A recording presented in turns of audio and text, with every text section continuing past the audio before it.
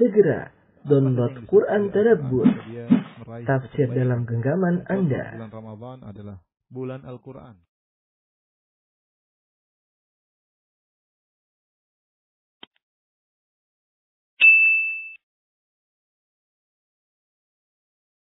Bismillahirrahmanirrahim. Ya. Assalamualaikum warahmatullahi wabarakatuh. Alhamdulillahi ala ihsani wa syukur lahu ala taufiqihi wa amtinani. Asyhadu an la ilaha illallah wahdahu la syarika lahu ta'ziman li sya'ni wa asyhadu anna Muhammadan abduhu wa rasuluhu da'ila ridwani. Allahumma shalli alaihi wa ala alihi wa ashabihi wa ikhwani. Para ikhwan dan akhwat, Bapak dan Ibu yang dirahmati oleh Allah Subhanahu wa taala, pada siang hari ini kita sama-sama kembali saling mengingatkan tentang hakikat kehidupan kita, ya, yang terkadang kita lupakan, bahwasanya kita hidup di atas muka bumi ini adalah untuk diuji, dan Allah Subhanahu wa taala telah menyatakan dalam banyak ayat akan hal ini, ya. Di antaranya firman Allah Subhanahu wa taala, am hasibatum an tadkhulul jannata wa lamma ya'tikum mathalul ladzina khalau min qablikum massatuhumul ba'sa wad dharra. Apakah kalian menyangka akan masuk surga sementara belum tiba kepada kalian ujian-ujian sebagaimana ujian yang menimpa orang-orang sebelum kalian. Mereka ditimpa dengan penderitaan, mereka ditimpa dengan berbagai macam cobaan. Jadi ujian menimpa seorang adalah suatu keniscayaan. Namanya kehidupan pasti diuji karena memang kita diciptakan untuk diuji. Allah Subhanahu wa taala berfirman juga, ya, Tabarakalladzi biyadihil mulku wa huwa ala kulli syai'in qadir alladzi khalaqal mauta wal hayata liyabluwakum ayyukum ahsanu amala. Dialah Allah Subhanahu wa taala yang menciptakan kehidupan dan kematian untuk apa? Liyabluwakum ayyukum ahsanu amala, untuk menguji kalian siapa di antara kalian yang terbaik amalannya. Allah juga berfirman, Inna ja'alna ma'al ardi zinatan laha linabluwakum ayyukum ahsanu amala. Kami jadikan perhiasan di atas muka bumi ini, ya, tidak lain adalah untuk menguji kalian siapa di antara kalian yang amalannya yang terbaik. Allah juga menciptakan alam semesta adalah untuk sebagai kelengkapan dalam menguji kita. Allah berfirman, wa huwal ladzi khalaqas samawati wal arda fi sittati ayyamin wa kana 'arsyu 'alal ma' liyabluwakum ayyukum ahsanu amala. Dialah Allah yang telah menciptakan langit dan bumi dalam waktu 6 hari, dan ketika itu arsy-Nya di atas air. Untuk apa? Liyabluwakum. Jadi Allah menciptakan langit dan bumi dalam waktu 6 hari. Liyabluwakum ayyukum ahsanu amala, untuk menguji kalian mana di antara kalian yang amalan yang terbaik. Allah juga berfirman, Alif Lam Mim ahasiban nasu ayyutraku ayyaqulu amanna wa hum la yuftanun. Apakah manusia menyangka mereka dibiarkan untuk mengucapkan kami telah beriman, lantas mereka tidak diuji? Wa laqad fatanna alladziina min qablihim fala ya'lamanna alladziina shadaqu fala ya'lamanna Allahu alladziina shadaqu wa la ya'lamanna al-kadzibin. Sungguh kami telah menguji orang-orang sebelum mereka agar Allah tahu mana di antara mereka yang imannya benar dan mana di antara mereka yang imannya buruk, ya, tidak benar. Jadi ayat-ayat yang tadi saya bacakan semua, Allah menciptakan kehidupan kematian, Allah menciptakan langit dan bumi, Allah menjadikan bumi ini, Allah menghiasi bumi ini, ya, semuanya adalah untuk menguji hamba-hambanya yang Allah ciptakan di atas muka bumi, ya. Sehingga ujian adalah keniscayaan yang pasti dihadapi oleh seorang hamba. Nah, ketika kita menyadari akan hal ini, ya, kita mempersiapkan diri kita untuk menghadapi ujian-ujian tersebut, karena tidak bisa kita hindari. Inilah tabiat atau sifat daripada kehidupan di dunia. Bahwasanya kehidupan tersebut tidak lepas dari yang namanya kesedihan, kekhawatiran, ketakutan, ya, tangis dan tawa, ya. Itulah kehidupan. Apalagi Allah sudah menegaskan bahwasanya Allah menciptakan manusia dengan kabad. Kata Allah, laqad khalaqnal insana fi kabad. Sungguh kami telah menciptakan manusia dalam kondisi susah payah. Dalam kondisi susah payah. Semua ini untuk menjelaskan perbedaan antara kehidupan di dunia dengan kehidupan di surga. Di surga tidak ada kepayahan, tidak ada kekhawatiran, tidak ada tangisan, tidak ada kesedihan, ya. Semuanya mudah, semua menyenangkan. Tapi itu di surga. Di dunia kamu diuji, ya. Coba kita renungkan kehidupan kita. Kita sejak lahir kita sudah dalam kondisi sulit, dalam lahir dengan tangisan, kemudian kita merangkak, kita menyusui, kemudian dengan kepayahan, betapa sering anak-anak sejak kecil sudah menangis, ya. hidupnya ya dengan ujian, ya, dengan ujian. Nanti ketika dia beranjak dewasa, dia menjalani kehidupannya, entah belajar, entah ini, sampai akhirnya dia menikah. Ketika dia menikah, dia menghadapi ujian yang baru, ujian istrinya sebagai ujian, anak-anaknya sebagai ujian, atau suaminya sebagai ujian. Ya, dia harus memenuhi nafkah keluarga, dia harus membangun rumah, dia harus ini, harus anu, sehingga datanglah ujian silih berganti menerpanya. Ya. Apapun kondisi, apakah seorang laki atau seorang wanita ada ujiannya. Ya. Demikian juga apakah sebagai rakyat jelata, orang miskin yang banyak ujiannya, ya, dengan kesulitan ekonomi, ya, kemudian mungkin dihina oleh orang lain, ya, dan yang lainnya. Demikian juga orang kaya punya ujian sendiri, ya. Ujian terkait dengan perusahaannya, ujian terkait dengan pegawainya, ujian terkait dengan persaingan bisnisnya. Terkadang orang kaya lebih sulit tidur daripada orang miskin. Rakyat jelata punya ujian, bahkan pemimpin juga punya ujian. Kepala negara punya ujian, dia masuk dalam ujian pertarungan dalam merebut mencari jabatan, ikut dalam pemilihan, ya, kemudian harus macam-macam lah ujian hidup, ya. Ketika dia sendiri penguasa, dia pun diuji dengan berbagai macam ujian, ya, dengan kondisi rakyat yang terkadang sulit. Ketika musim pandemi, siapa yang paling pusing? Paling pusing adalah penguasa negara, ya, yang bertanggung jawab untuk kondisi rakyatnya, ya. Pusing, pening, ya. Kemudian diuji dengan cacian dan makian rakyatnya sendiri, diuji dengan anak buahnya yang tidak berkompeten atau bahkan berkhianat. Demikian masing-masing ada ujiannya, ya. Ya. Siapa sih yang tidak diuji, ya? Oleh karenanya kita bisa memastikan bahwasanya kita semua pasti diuji. Bahkan ketika kita diberi kenikmatan, di balik kenikmatan tersebut ada ujian. Benar, di balik kenikmatan tersebut ada ujian. Ketika seorang diberi kenikmatan, memiliki seorang anak misalnya, kita tahu betapa sedih orang yang tidak punya anak. Berdoa kepada Allah minta punya anak. Lagi Allah takdirkan dia mandul, dia sedih. Tapi ketika seorang punya anak, dia dapat kenikmatan, senang punya anak. Tapi siap-siap dia menghadapi ujian. Di antara ujian tersebut, misalnya anaknya sakit, maka dia sedih. Ketika dia harus jauh dari anaknya, yang itu tidak dirasakan oleh orang yang mandul, yang tidak punya anak. Ya. Jadi maksudnya, segala kenikmatan yang Allah berikan dan semua, di balik itu ada kesedihan.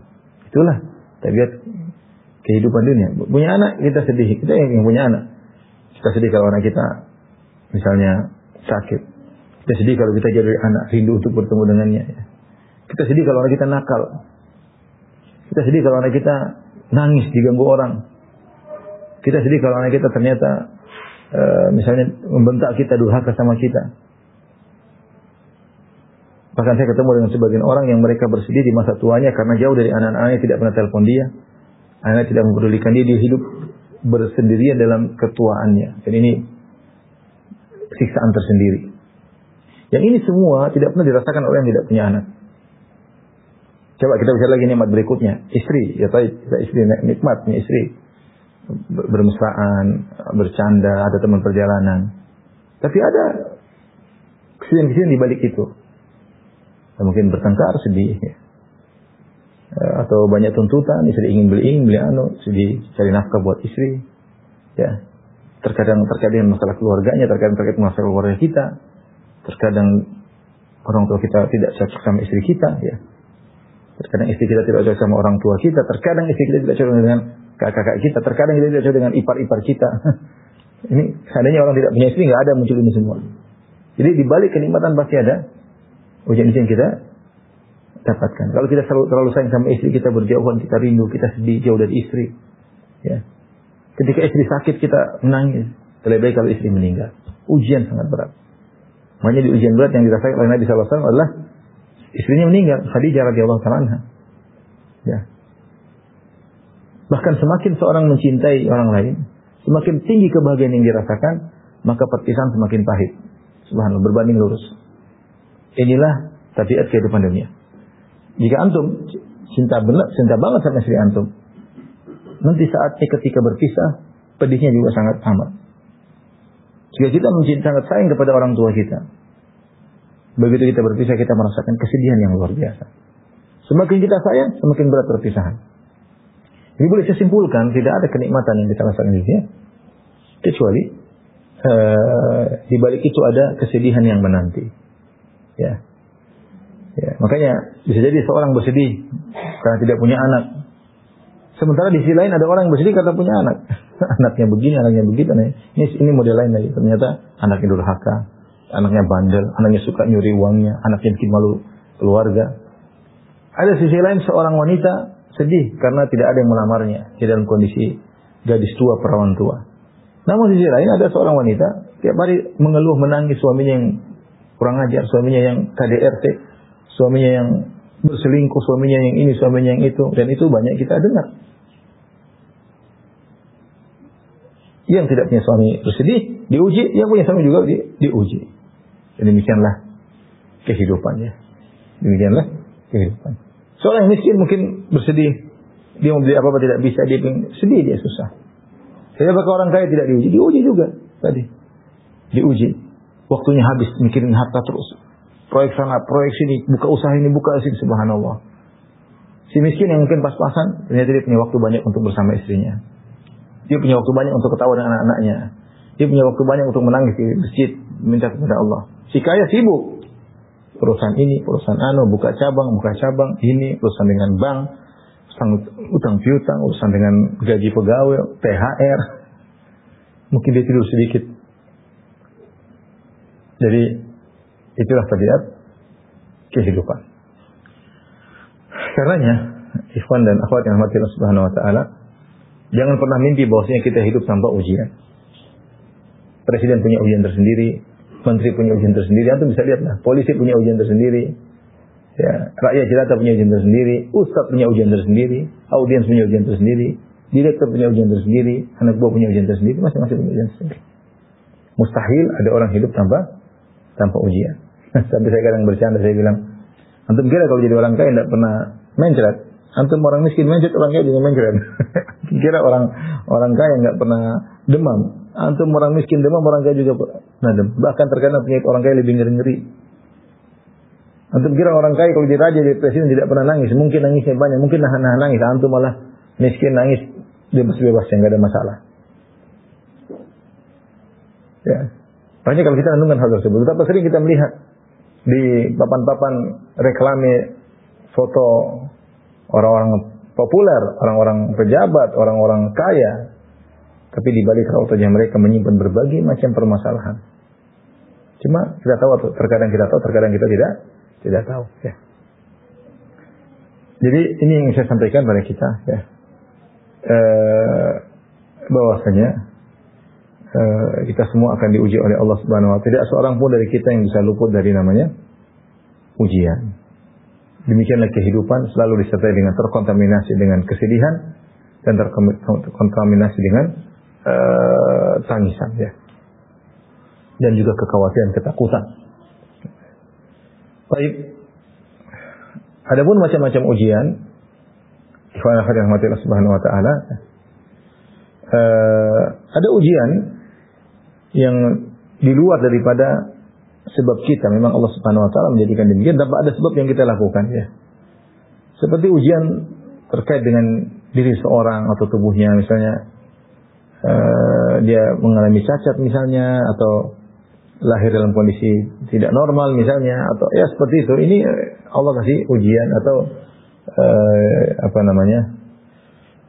ketika dalam perjalanan ternyata mengalami kecelakaan, ya. Misalnya juga ujian yang terkait dengan hartanya, ya. Dia bekerja mengumpulkan hartanya selama bertahun-tahun, bahkan puluhan tahun.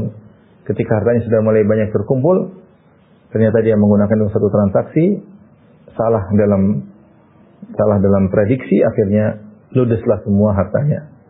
Lalu keringat yang dia keluarkan selama ini, selama bertahun-tahun, sirna tiba-tiba dalam waktu yang sangat cepat. Ini ujian dalam harta. Sebagian orang mengalami demikian. Tiba-tiba pupus hilang begitu saja. Tadi ujian dalam tubuh seorang. Saya kemarin ketemu seorang, subhanallah, lagi umrah sama saya. Dia bilang, Ustaz, saya sudah pilih makanan, saya olahraga teratur. Artinya dia merasa dirinya sehat. Dia benar-benar merasa dirinya sehat. Kemudian dia sudah makan teratur, olahraga. Ternyata Allah takdirkan kena kanker. Mau diapain? Ya.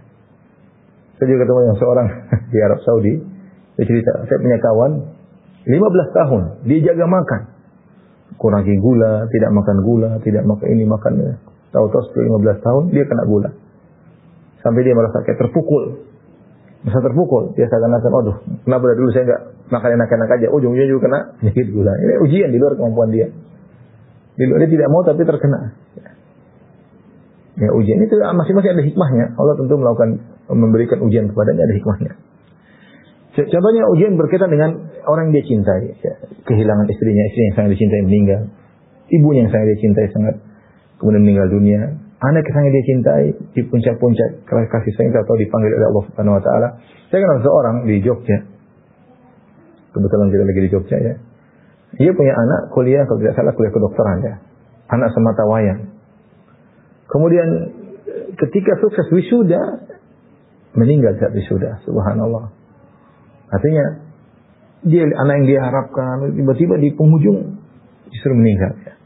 Di puncak-puncak kecintaannya kepada anak tersebut sangat tingginya.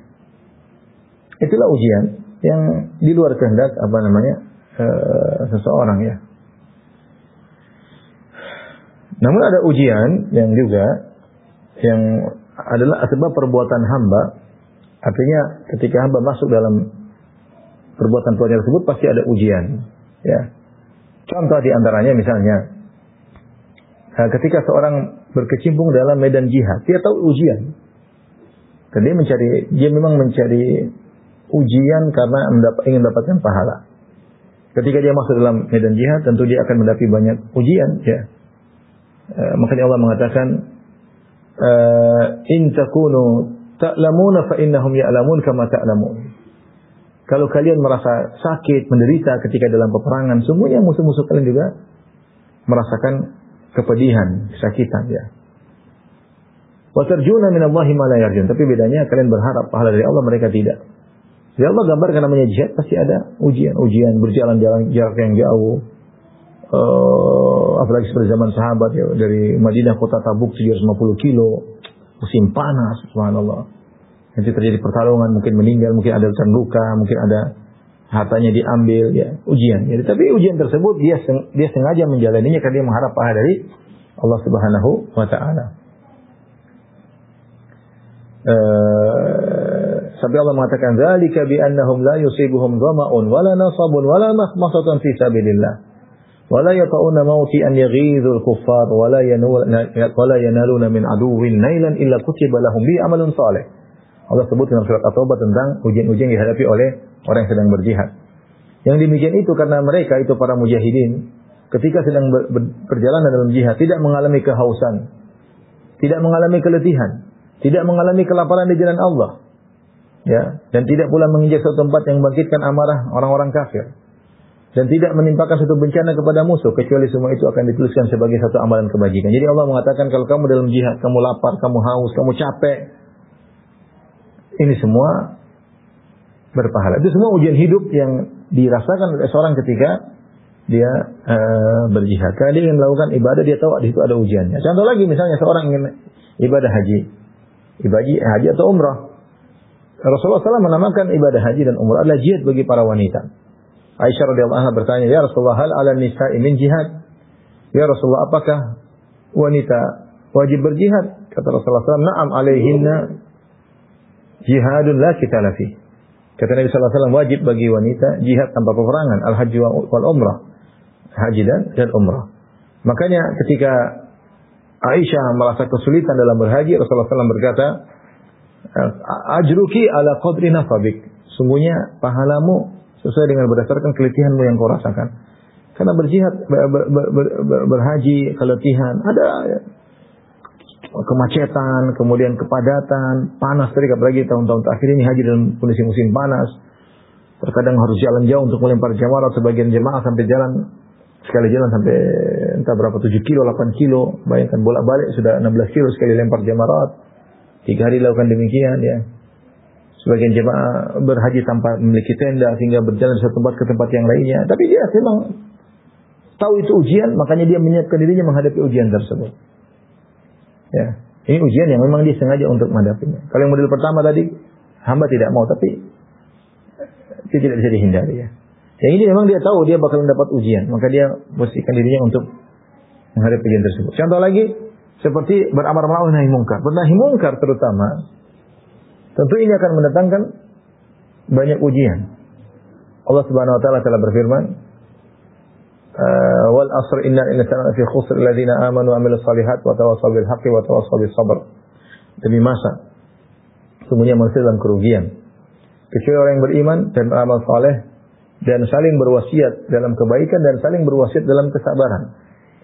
Allah menjelaskan kalau manusia sudah saling berwasiat dalam kebaikan, itu menyeru kepada ma'ruf, mencegah kemungkaran, pasti akan diuji. Makanya wa tawassaw bis sabr. Makanya harus saling menasihati dalam kesabaran. Luqman ketika menasihati putranya, beliau berkata, Luqman Al-Hakim, wa'mur bil ma'rufi wanha 'anil munkar wasbir 'ala ma asabak. Serulah kepada kebaikan dan cegahlah kemungkaran, wasbir 'ala ma asabak. Niscaya kau akan diuji, oleh karenanya sabarlah dalam ujian akan menghadapimu. Dan demikianlah orang kalau bernahi mungkar pasti diuji. Kalau dia bicara tentang maksiat ini haram, dia bicara tentang syirik itu adalah haram dengan berbagai macam. Dia melarang ini, melarang anu. Dia pasti banyak orang tidak suka dengan perbuatannya. Banyak orang terganggu. Kesenangannya diusik. Kalau dia bilang musik haram, ya pasti dia orang tidak suka lah. Musik haram bilang ini bid'ah, itu bid'ah, ini tidak boleh. Apalagi mengatakan ini tradisi tidak boleh, tradisi ini syirik, tradisi ini bid'ah, tradisi ini buang-buang boros, mubazir. Oh, banyak yang pasti protes karena kenyamanan mereka terganggu. Oleh karena orang bernahi mungkar dia harus sabar. Dia mencari ridha Allah Subhanahu wa taala. Bahkan dia mencari kemarahan manusia karena ingin mencari keridhaan Allah Subhanahu wa taala. Man iltamasa ridallah bi sakhatin nas. Kata Nabi sallallahu alaihi wasallam, siapa yang mencari keridhaan Allah dengan marahnya orang-orang, maka Allah akan ridha kepadanya. Jadi dia ikhlaskan niat, dia masuk berkecimpung dalam medan dakwah, kemudian dia menyuruh kepada kebaikan, mencegah kemungkaran. Ketika dia mencegah kemungkaran, banyak hal-hal yang dia katakan tidak boleh, ini tidak boleh, tidak boleh. Yang itu mengganggu kenyamanan, kelezatan, ya, kenikmatan banyak orang. Akhirnya mulai dituduh macam-macam, di macam-macam. Tapi dia harus bersabar. Itu ujian yang menimpa dia, ya,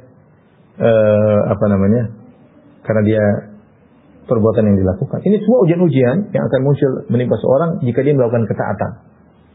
Jadi melakukan ketaatan pun diuji. Dan ada ujiannya. Ya, seperti misalnya kita ingin nikah. Untuk apa kita cita-cita? Untuk menjaga pandangan, untuk punya keturunan, bertakwa. Ujian dalam pernikahan itu banyak ujian. Ujian istri, ujian anak-anak. Ya. Sampai Allah mengatakan, ya ayyuhalladzina amanu inna min azwajikum wa auladikum aduwwan lakum fahdharuhum. Wahai orang yang beriman, sungguh di antara istri kalian, di antara anak-anak kalian ada yang jadi musuh bagi kalian, musuh menjauhkan kalian dari Allah. Tidak ada anak istri dan anak-anak yang mengajak suaminya untuk jauh dari Allah Subhanahu wa taala, musuh pada Allah. Fahdharuhum, waspadalah. Ada istilahnya apa? Musuh dalam selimut. Ternyata musuh kita orang terdekat kita, ya, tapi Allah disuruh maafkan. Wa in ta'fu wa tasfahu taghfiru. Fa inna Allaha ghafurur rahim. Tapi maafkanlah, lapanglah dada terhadap mereka, ya. Ini contoh kita ingin kebaikan tapi di depan kita ada ujian, ya. Seperti itulah. Jadi terkadang kita ingin melakukan ketaatan, di balik ketaatan-ketaatan tersebut banyak ujian. Tapi ketika kita tahu di balik ketaatan-ketaatan tersebut ada ujian, kita bisa mengkondisikan diri untuk menghadapi ujian-ujian tersebut. Kemudian berikutnya, ujian karena maksiat yang kita lakukan. Allah bikin ujian kepada kita karena dosa-dosa yang kita lakukan. Dan ini banyak berbagai macam ujian menimpa seorang. Yang terbaik jika dia menyadari bahwasanya musibah yang menimpanya karena dosa dia. Yang berbahaya jika dia tidak merasa berdosa dan dia kemudian heran, kenapa saya diuji? Emang saya kenapa? Ya, ini ujub dia. Orang yang baik adalah orang yang menyadari bahwasanya ujian menimpa dia karena dosa yang. Makanya para sahabat dulu ingat, saya dulu pernah begini, inilah dosa yang pernah musibah yang menimpaku. Ya. Dia ingat karena mereka jarang bermaksud ketika mereka tertimpa musibah, mereka kaitkan dengan dosa yang pernah mereka lakukan. Allah berfirman, "Wa ma asabakum min musibatin fabima kasabat aydikum." Tidak ada satu musibah pun yang menimpa kalian kecuali disebabkan karena perbuatan kalian sendiri. Wa ya'fu an katsiran, Allah banyak memaafkan dosa-dosa kalian. Kalau setiap dosa kalian lakukan terkena musibah, kalian tidak akan selamat.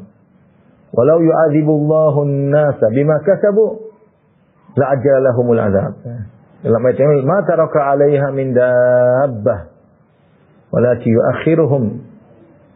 Kata Allah, jika Allah mengadab manusia akibat dosa mereka, maka Allah akan segerakan hukuman kepada mereka. Dalam yang lain, kalau Allah mengadab setiap dosa yang dilakukan oleh orang, maka tidak ada pun tersisa di muka bumi ini. Semuanya akan binasa. Tapi kata Allah, wa ya'fu an katsir. Allah banyak memaafkan dosa-dosa yang kalian lakukan. Allah hanya kasih ujian dia terkait dengan sedikit dosa yang kalian lakukan. Tapi intinya Allah mengatakan, wa ma asabakum musibatin fa bima kasabat aydikum. Tidak ada satu musibah yang menimpa kalian kecuali akibat perbuatan ulah kalian sendiri. Dalam ayat yang lain, wa ma asabaka min sayyi'atin fa min nafsik. Tidak ada musibah yang menimpa dirimu kecuali dari dirimu sendiri. Ya. Dari dirimu sendiri. Ya. Inilah model-model ujian yang mungkin akan kita hadapi. Ada model ujian yang tidak kita inginkan, tapi Allah berikan. Ya. Ada masalah yang Allah lihat tentunya. Kita tahu atau tidak tahu. Ada ujian yang memang akibat ketaatan yang kita lakukan, Allah kasih ujian untuk meninggi derajat. Di balik ketaatan kita tersebut banyak cobaan-cobaan. Nah, ada ujian karena kita maksiat. Karena kita maksiat, maka Allah berikan ujian dalam rangka untuk mengenai dosa-dosa kita, untuk mengingatkan kita. Ya. Makanya kata Rasulullah SAW, ma yusil muslimin min nasabin wala wasabin wala hammin wala hazanin wala adan hatta syauka yushaqwa illa kafarallahu bihi min khatayahu. Kata Nabi SAW, tidaklah seorang ditimpa dengan keletihan, dengan sakit, dengan kegelisahan, dengan kesedihan, dengan kekhawatiran, bahkan dizalimi oleh orang lain, bahkan duri yang mengenainya, menusuknya, kecuali Allah akan mengampuni dosa-dosanya dengan sebab-sebab tersebut. Ya. La yazal bala bil abdi, tidak senantiasa ada musibah menimpa seorang terus sampai dia berjalan di atas yamshi alal ard wa laysa alaihi khafiyah. Dia berjalan di muka bumi dalam kondisi tidak ada dosa sama sekali. Tapi dia sabar menghadapinya. Baik, ikhwan dan akhwat yang dirahmati Allah Subhanahu wa taala. Kiat-kiat agar kita bisa sabar dalam menghadapi ujian. Tentunya kalau orang kena musibah dia bisa jaza itu dia marah-marah, ini tentu dosa. Kalau dia marah-marah protes dengan Allah Subhanahu wa taala, maka musibah yang menimpanya tadi tidak mengurangi dosanya, bahkan buat dia semakin terpuruk. Bahkan musibah tersebut bisa menjadi merupakan hukuman azab bagi dia sehingga dia husnul khatimah dengan penderitaan. Maka kalau kita kena musibah jangan kita marah-marah. Minimal kita sabar. Sabar kita terima ini pasti ada. Atau kalau kita lebih hebat lagi kita bersyukur dengan merenungkan bahwasanya apa yang saya ditimpa oleh saya ini tentunya ada hikmah-hikmah. Sehingga kita bukan cuma bersabar, kita bersyukur dan kita ridho dengan apa yang Allah berikan kepada kita. Tapi minimal kita bersabar ya. Bagaimana kiat-kiat agar kita bersabar? Di antaranya ikhwan dan akhwat yang dirahmati Allah Subhanahu wa taala, melihat yang lebih susah daripada kita. Ini akan meringankan beban kita. Kata Nabi, "Unzuru ila man asfala minkum wa la tanzuru ila man fawqakum, fa innahu ajdaru alla tazdaru ni'matallahi 'alaikum." Lihatlah yang di bawah dan jangan lihat di atas. Lihat yang di bawah. Yang susah lebih banyak daripada kita. Kita sudah susah, masih banyak susah. Kita enggak usah jauh. Sekarang kita di tanah air Indonesia dengan berbagai macam kondisi yang ada, dengan pernak-pernik kehidupan politiknya. Tapi kita masih jauh lebih enak. Ya. Sekarang mungkin di Inggris lagi resesi atau krisis di mana di negara Eropa. Ya, alhamdulillah di tanah air, alhamdulillah. Ibadah mudah, sholat silakan, dakwah ya, ada gangguan kecil aja. Alhamdulillah, pemandangannya indah, ketemu dengan keluarga, makanan dengan berbagai macam modelnya. Nikmat surga di Indonesia. Kita dapat musibah dikit lihat, yang diparah bagi kita banyak. Negara Eropa, negara-negara Arab, ya, perang saudara, pemberontakan di antara mereka, tidak ada keamanan. Baik, alhamdulillah. Ya, kita mungkin miskin, pasti lebih miskin daripada kita. Kita mungkin sakit, ada lebih parah daripada sakitnya kita. Tidak seorang pun yang mengalami penderitaan pasti ada yang lebih parah daripada dia. Kalau dia akan lihat ke bawah, maka dia akan lebih sabar menghadapi musibah tersebut. Ini yang pertama. Yang kedua, ketika dia terkena musibah, agar dia bisa menghadapi dengan ringan, dia ingat bahwasanya musibah yang menimpa dia itu lebih ringan, tidak terlalu parah. Seperti seorang naik mobil, kemudian mobilnya rusak. Dia berkata, alhamdulillah, yang rusak besi bukan manusia. Mobil saya yang rusak, bukan saya yang celaka, bukan istri saya yang celaka, bukan anak saya yang celaka. Dengan pikiran demikian, menjadi lebih ringan. Alhamdulillah. ala kulli hal. Siapa yang mau mobilnya rusak? Enggak ada yang mau mobilnya rusak. Tapi mobilnya rusak, alhamdulillah mobil yang rusak bukan badan saya, bukan istri saya, bukan anak saya. Bahkan kalau terjadi kecelakaan ternyata istrinya meninggal, alhamdulillah anak saya masih selamat, saya meninggal. Seperti itu. Jadi selalu dia lihat bahwasanya ada musibah lebih parah yang tidak mengenai dia, terkena sebagian musibah, dan ada lebih parah yang Allah selamatkan dari dia. Ini membuat dia ringan ya. Kemudian bisa jadi renungkan juga bahwasanya musibah yang menimpa dia ini, ternyata Allah ingin menghindarkan dia dari musibah yang lebih besar. Allah ingin menghindarkan dia dengan musibah yang lebih besar. Ya. Dan banyak kita dengar cerita seperti ini. Ya. Seperti misalnya saya punya kawan cerita dia ketinggalan pesawat. Ketinggalan pesawat ternyata masih universitas. Ketika dia pesawat ternyata dia sampai di bandara pesawat terbang. Ternyata pesawat tersebut meledak. Alhamdulillah Allah membuat dia ketinggalan pesawat. Dalam saat musibah uang hilang, tapi ada yang lebih besar yang selamat dari ini, nyawanya selamat. Demikian juga ada seorang, dia ngantar temannya ke bandara. Terus ternyata pesawat delay. Akhirnya dia pun ikut temani temannya, nggak akan dia tinggalkan sampai temannya berangkat. Baru dia balik. Ketika dia balik, rumahnya dirampok. Subhanallah. Allah takdirkan dia untuk sehingga seandainya dia ada di rumah, mungkin dia juga dibunuh oleh perampok. Perampok bunuh dia, baru ngambil hartanya. Allah selamatkan dirinya dengan cara Allah Subhanahu wa taala. Namun banyak orang tidak sadar bahwasanya di balik musibah itu ada musibah lebih besar yang Allah selamatkan. Saya juga pernah dengar cerita dari seorang teman cerita. Ada seorang ikhwan menikah sama seorang akhwat, laki-laki menikah sama perempuan. Ya. Ternyata tidak jadi. Perempuan ini akhirnya padahal mungkin sudah saling mencintai, tahu-tahu perempuan tersebut tidak jadi menikah. Ternyata laki-laki tersebut berpenyakit. Kalau tidak salah kehilangan ingatan atau memukul orang atau alhamdulillah musibah, tapi untuk dihindari dari musibah yang lebih besar. Oleh karenanya seorang menentukan hal ini bahwasanya musibah yang menimpanya ini lebih ringan daripada kalau lebih besar menimpanya, dia akan merasa musibah ini lebih ringan. Alhamdulillah yang kena mobil bukan nyawa. Alhamdulillah. Contohnya demikian. Alhamdulillah rugi sebagian, tidak rugi semuanya. Alhamdulillah. Jadi dia mandang seperti itu. Dengan dia mandang bahwasanya musibah yang dia menimpanya masih lebih ringan daripada yang lainnya, maka dia akan lebih mudah. Ya. Ketika corona misalnya, sebagian keluarga ini, alhamdulillah cuma sebagian, tidak semuanya meninggal. Alhamdulillah ya Allah punya kehendak. Coba kalau semuanya meninggal, cuma kalau semua anaknya semua meninggal, sebagian anaknya saja yang meninggal, tidak semuanya. Dengan cara begini, musibah yang dia rasakan akan menjadi lebih ringan. Kemudian di antara hal yang membantu dia untuk sabar dalam menghadapi ujian, ketika dia merenungkan bahwasanya di balik ganjaran tersebut pahalanya besar. Kalau dia bersabar, pahalanya besar. Makanya Nabi SAW pernah bersabda, "Wa ma utiya ahadun khairan awsa, wa ma utiya ahadun ata'an khairan awsa' min as-sabr." Tidaklah seorang diberi pemberian anugerah dari Allah yang lebih luas dan lebih baik daripada kesabaran. Ya, kesabaran. Saya kasih logika begini.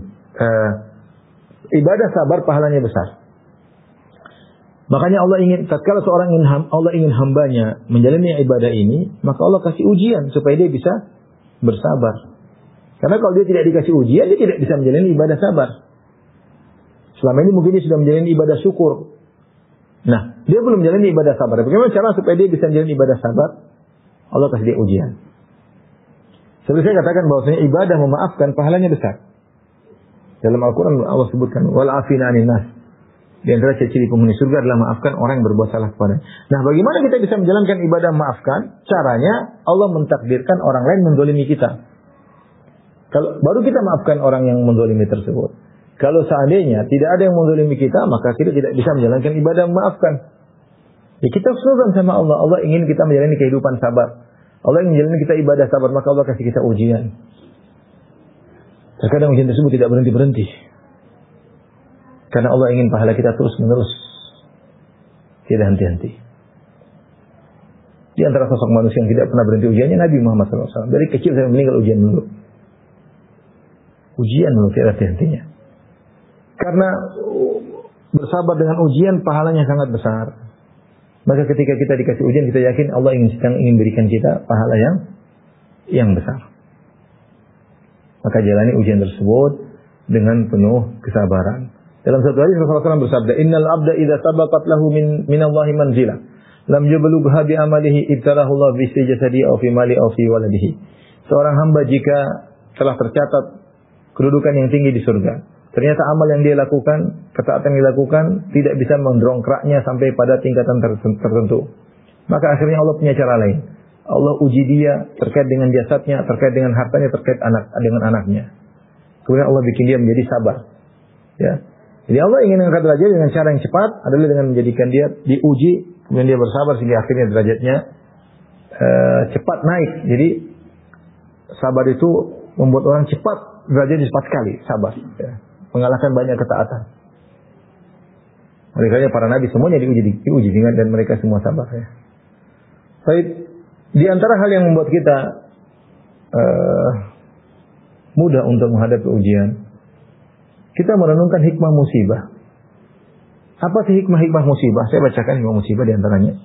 Pertama, dengan terkena musibah kita tahu diri kita lemah. Ibnu Qayyim pernah berkata dalam salah satu kitabnya, seandainya seorang tidak pernah terkena musibah, dia akan terkena penyakit Fir'aun, sombong, angkuh. Tapi ketika seorang mulai sombong, mulai angkuh dengan jabatannya, dengan kepandaiannya, Allah kasih musibah. Sini dia tahu diri, oh ternyata saya lemah. Ada titik lemah, saya tidak bisa melampauinya. Kalau tidak dikasih teguran, coba bayangkan kalau orang sehat terus. Kalau orang sehat terus, dia lama-lama sombong. Sehat melulu. Maksudnya nggak pernah sakit aku. Seorang coba bayangkan, seorang berdagang nggak pernah. Berdagang selalu untung, nggak pernah rugi. Bagaimana? Dia pasti angkuh dan sombong. Dia merasa, oh karena saya hebat, karena saya pandai. Dia lupa semua dari Allah Subhanahu Wa Taala. Nah, untuk menghilangkan kesombongan dan untuk agar seorang sadar dia adalah manusia yang bukan kelemahan, Allah kasih musibah. Itu hikmahnya di antaranya. Kemudian di antara hikmah dari musibah, agar kita tahu kadar nikmat Allah. Betapa sering seorang tidak menyadari kadar nikmat Allah kecuali nikmat tersebut dicabut. Baru dia sadar ternyata luar biasa nikmat yang saya rasakan. Ya, kita rasakan bagaimana nikmat sebelum pandemi, kemudian dicabut oleh Allah tatkala pandemi. Sekarang kembali lagi ya. Kita nggak tahu dulu ternyata umroh itu nikmat luar biasa. Ketika pandemi kita nggak bisa umroh, nggak bisa haji. Kita baru tahu bahwa itu nikmat luar biasa. Ya, kita tahu nikmat bersilaturahmi ketika pandemi selesai. Intinya kita tahu nikmat sehat, ternyata sehat itu luar biasa. Jadi ketika nikmat kita diambil, kita sadar tentang nikmat Allah. Kita tahu, kita baru sadar ketika kita diuji. Makanya dikatakan kesehatan adalah taj, kesehatan adalah mahkota yang dipakai seorang, namun tidak ada yang bisa melihat mahkota tersebut kecuali orang yang sakit. Sehat itu nikmat luar biasa, bahkan dia mahkota. Namun tidak ada yang melihatnya sebagai mahkota kecuali orang yang sakit. Orang yang sakit baru sadar bahwasanya kesehatan itu nikmat yang luar biasa. Kapan dia tahu nikmat tersebut? Kadar nikmat itu ketika dia terkena ujian.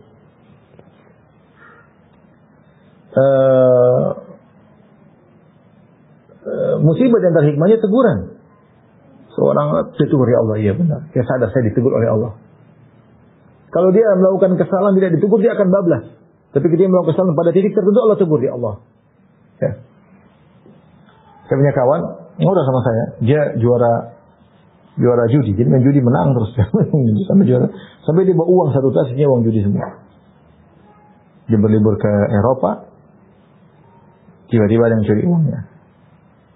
Kata dia, alhamdulillah sejak itu saya tidak pernah main judi lagi. Sadar dia sejak itu. Kalau enggak, dia akan bablas terus. Kasih teguran. Di antara hikmah Allah kasih teguran dengan musibah. Yang orang sadar. Jangan kau lanjutkan lagi. Sudah cukup. Sudah cukup. Dengan terkena musibah, kita tidak ujub. Tidak sombong, tidak ujub. Sehingga kita menyadari bahwa diri kita banyak kesalahan kekurangan. Dan di antara saya rasa hikmah yang paling besar dari ujian, agar kita tahu kehidupan dunia ini tidak sempurna dan kita selalu merindukan kesempurnaan. Agar kita tidak tentram dengan dunia, artinya kita tidak bersandar kepada dunia. Sehingga ketika kita ada kehidupan yang lain, kita siap untuk menuju pada kehidupan berikutnya. Coba kalau kita nggak pernah diuji, nyaman, terus enak, terus mana mau kita tinggalkan dunia ini. Pikiran kita dunia belum, karena kita nggak pernah merasa nyaman banget. Tapi kalau kita tahu kenikmatan yang kita rasakan terkontaminasi dengan kesedihan, kekhawatiran, keletihan, dengan sakit, caci maki, dan macam-macam. Kita tahu kehidupan ini cuma sementara. Sehingga kita tidak ridho dengan kehidupan dunia dan kita ingin berpindah pada kehidupan berikutnya yang sempurna, itu kehidupan surga. Kenapa orang kafir tidak mau adanya hari kiamat? Karena mereka ridho dengan kehidupan dunia. Wa qala alladziina la yarjuna liqa'ana wa radu bil hayatid dunya watma'annu biha. Dan berkatalah orang-orang yang tidak berharap bertemu dengan kiamat, maksudnya orang kafir.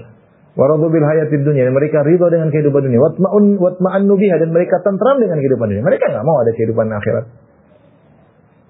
Mereka merasa puas di dunia. Ketika kita dikasih musibah untuk mengingatkan diri kita bahwasanya ada kehidupan lain yang tidak seperti ini.